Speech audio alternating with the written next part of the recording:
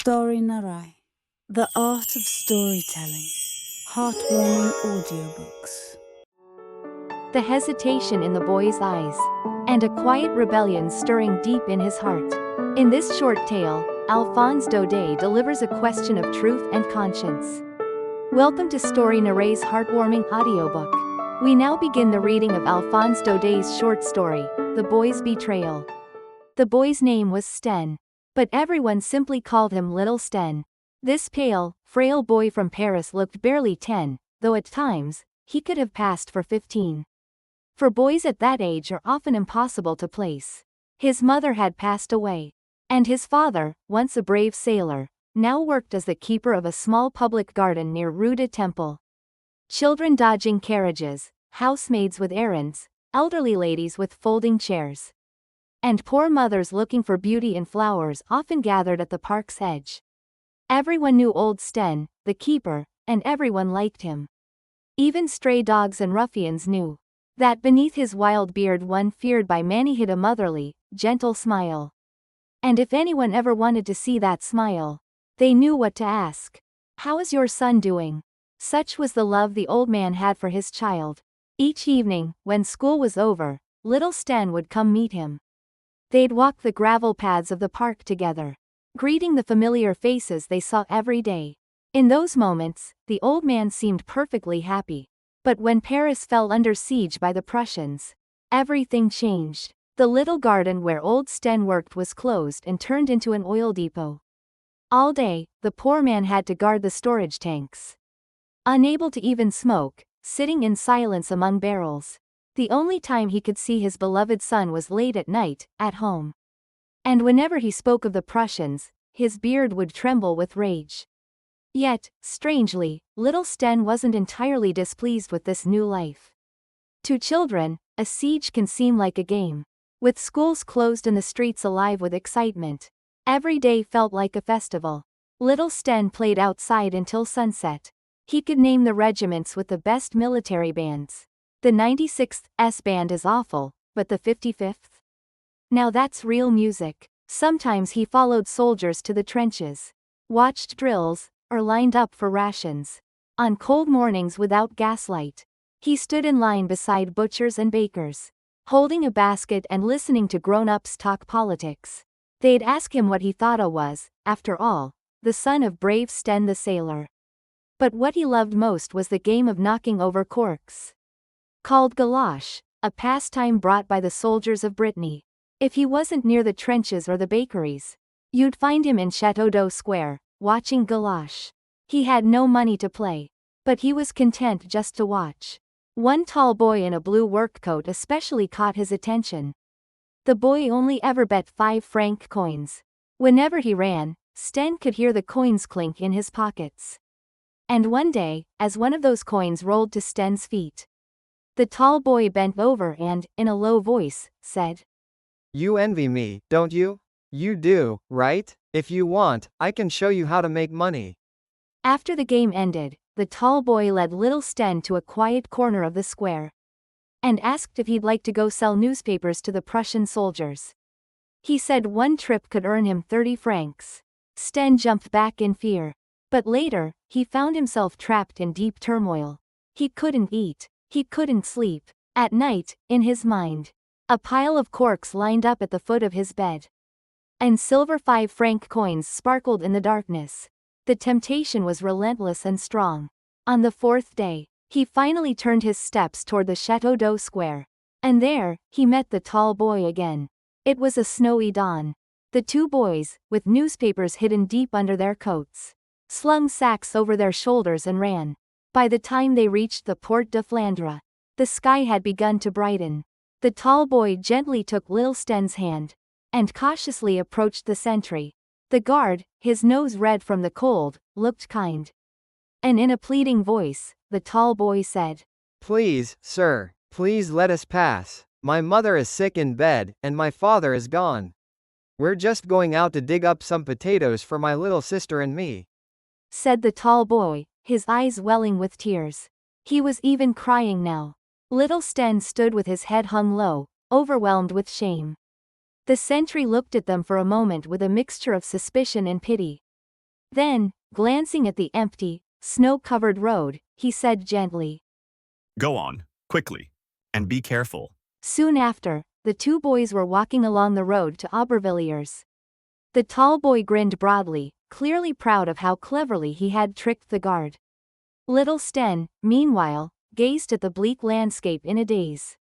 At the factories now turned into army barracks. At the barricades draped with wet, tattered cloth. It all felt like a dream. A cracked, towering chimney pierced through the morning fog. But there was no smoke, no sign of warmth.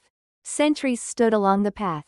And officers wrapped in heavy coats and scarves scanned the distance through field glasses.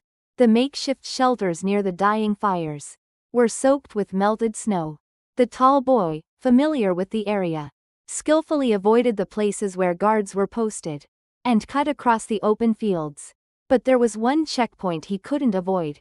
A forward outpost of the volunteer forces. The volunteers, clad in hooded oilskin coats, crouched along a trench beside the Soissons railway line, where water had pooled. The tall boy tried his trick again. But this time, it didn't work.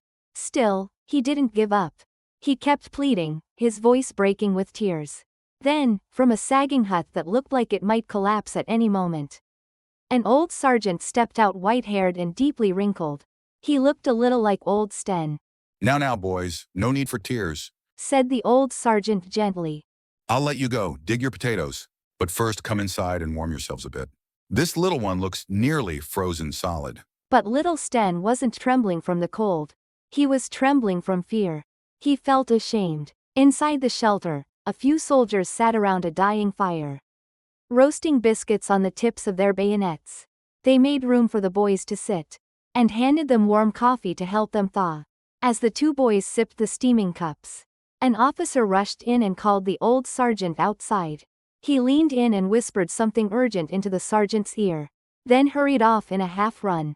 All right, everyone, listen up. The old sergeant's face lit up with a wide grin, as if bringing good news. Tonight we strike. We finally cracked the Prussians' code perfectly. This time we'll take Bruges back from them. Cheers and laughter burst out like a wave. Soldiers shouted, sang loudly, and polished their bayonets in excitement. Amid the noise and celebration, the two boys quietly slipped out of the shelter. As they crossed the trench, a vast white field stretched out before them. At its center stood a long white wall, marked with bullet holes, evidence of past skirmishes. The boys began walking toward the wall, pretending to gather potatoes as they moved slowly, step by step. Let's go back. Don't go that way. I don't think this is right. Little Sten pleaded, trembling with fear. But the tall boy just shrugged and kept walking confidently ahead. Just as they neared the wall, a sudden sound rang out. Click. Someone was loading a rifle. Get down. The tall boy shouted as he dropped to the ground. Then he let out a whistle. A second whistle answered from somewhere beyond the snow-covered wall. The two boys crawled forward, flat against the ground. When they reached the wall, a man with a sallow face, wearing a filthy beret and a scruffy mustache, peeked out from a trench. The tall boy quickly jumped down into the trench. He's my little brother, he said, pointing at Sten. The Prussian soldier, seeing little Sten's appearance, burst out laughing and lifted him gently over into the trench. On the other side of the wall lay heaps of earth and branches scattered in disorder. Other men in stained berets and yellowed mustaches watched the boys walk past, snickering from their trenches dug into the snowy ground. In one corner stood a solid bunker roofed with massive logs. On the first floor, soldiers played cards, and one stirred a large pot of soup over a blazing fire. The air smelled of cabbage and pork fat. It was a world apart from the shabby shelters of the French volunteers. On the second floor, officers drank champagne, played the piano, and laughed loudly among themselves. When the two Parisian boys entered, they were greeted with cheers. They handed over the newspapers and soon found themselves chatting and drinking with the officers. The officers all seemed arrogant and mean-spirited, but the tall boy tried his best to entertain them, speaking in the slang of rough city kids from the outskirts of town. The officers laughed heartily, mocking his coarse accent and repeating his vulgar phrases.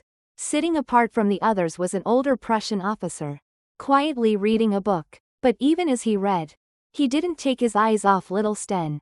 There was something honest in that officer's expression, a blend of gentleness and silent reproach. It felt as if he had a son back home, about Sten's age, and was thinking, if my own child were doing something like this, I'd rather see him dead. From the moment their eyes met, Sten felt as though a heavy, invisible hand had gripped his chest. It pressed harder and harder, as if it meant to stop his heart, trying to escape the pain. Sten drank one cup of liquor after another. Soon, everything around him began to spin. Through the noise and laughter, he faintly heard the tall boy's voice mocking the training methods of the French volunteers.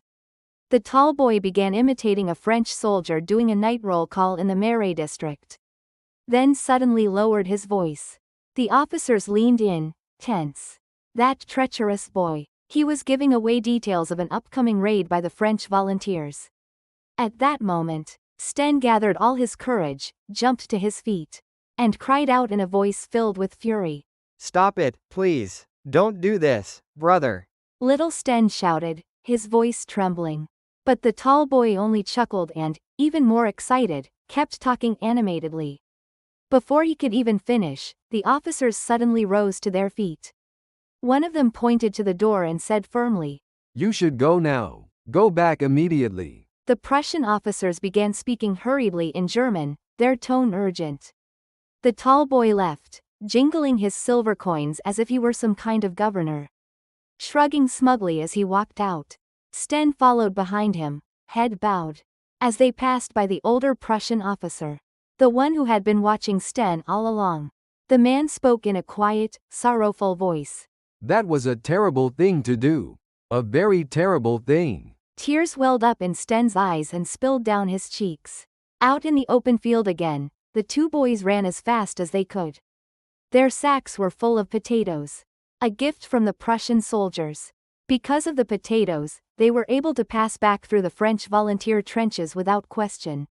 Everyone was busy preparing for the night's surprise attack. Silent lines of soldiers gathered behind the wall. The kind old sergeant, his face lit with calm determination, was joyfully placing his men in position.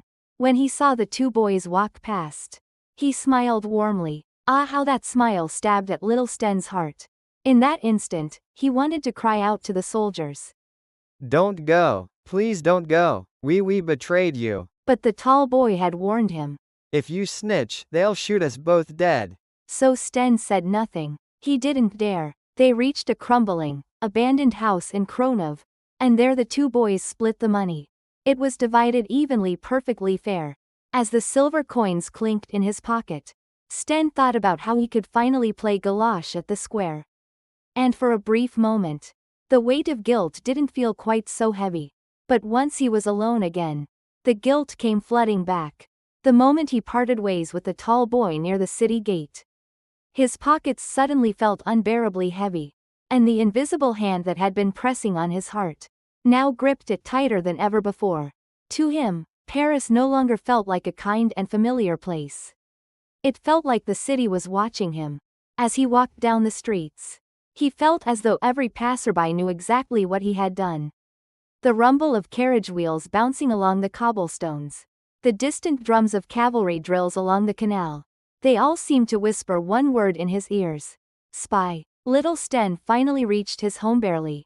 Fortunately, his father had not yet returned home. Relieved, Sten let out a quiet sigh. He hurried upstairs to his room and quickly hid the silver coins, the ones that had been weighing down his conscience, beneath his pillow.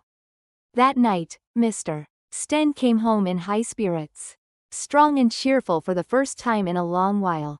He had heard that the situation for their country was finally improving. Once a brave soldier himself, the elder Sten spent the entire dinner glancing fondly at the rifle hanging on the wall, and smiled gently at his son as he said more than once, "If only you were a bit older, you could give those damned Prussians a real lesson." Around 8 o'clock, the sound of cannon fire echoed in the distance. "That's Aubervilliers. The battle has started in Bruges." Mr. Sten said, clearly knowing the war's every movement. Little Sten turned pale and grew restless. He suddenly stood up, murmuring that he was tired, and quickly left the table. But he couldn't sleep. The cannon fire continued, endlessly. In his mind, he pictured the French volunteers launching a surprise night attack, only to be ambushed in turn by the Prussians. He kept seeing the kind old sergeant, the one who had smiled at him, lying in the snow, fallen with his men. And under his pillow was the money, the price of their blood. The one who had done this was none other than himself, the son of Mr. Sten, a boy born of a once brave French soldier. The tears wouldn't stop. He could barely breathe. From the next room, he could hear his father's footsteps, the creaking of the floorboards, the windows opening and closing. Down in the square, the trumpet call for assembly blared, and the 1st Mobile Battalion was calling names for deployment. A decisive battle was coming, and the poor boy could no longer hold back the sobs. What on earth is going on? Mr. Sten burst into the room, startled by the sound. Unable to hold it in anymore, Sten jumped out of bed and threw himself at his father's feet. What is this? You don't tell me you stole this? The old man asked, his voice trembling. Swallowing back tears, little Sten told him everything. How he had gone to the Prussian trench, and what he had done there. When the story was finished, it was as if a massive weight had lifted from his chest. He felt lighter, freer. Father, father. He reached for his father's arm, trying to speak again. But Mr. Sten pushed him away coldly, and began gathering the scattered money. Is this all of it? He asked. The boy nodded, trembling. Without a word, Mr. Sten took the rifle and cartridge belt from the wall, and stuffed the money into his pocket. All right. He said. I'll return this to them. He said nothing more. Without another glance, he ran down the stairs and disappeared into the night, joining the French volunteers preparing to march. From that night on, Mr. Sten was never seen again. This concludes our reading of The Boy's Betrayal by Alphonse Daudet. Though brief, we hope it brought a gentle breeze to your heart. Story Narae will return with another tale to share. Thank you for listening.